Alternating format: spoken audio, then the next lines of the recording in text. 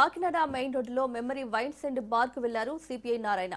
గతంలో వైన్స్ మాత్రమే ఉండగా ఉదయం అదే షాప్ లో బార్ ను ప్రారంభించారు అమలాపురం ఎంపీ హరీష్ మాథుర్. వైన్స్ నిర్వాహకులను బ్రాండ్లు అడిగి తెలుసుకున్నారు నారాయణ. వికసిత్ భారత్ అంటే ఇదేనా అంటూ ప్రశ్నించారు.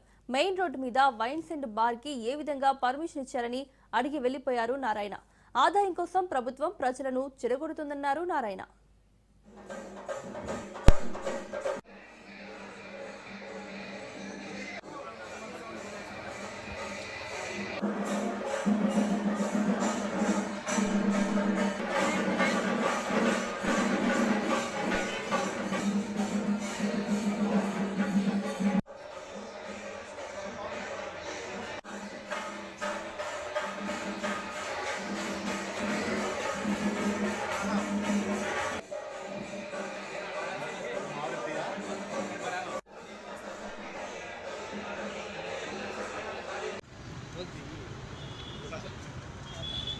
కాకినాడలో ఇది modern bar come branch shop చాలా బాగుంది. ఇది వికసిత్ భారత్ అంటే ఇదే అనుకుంటా.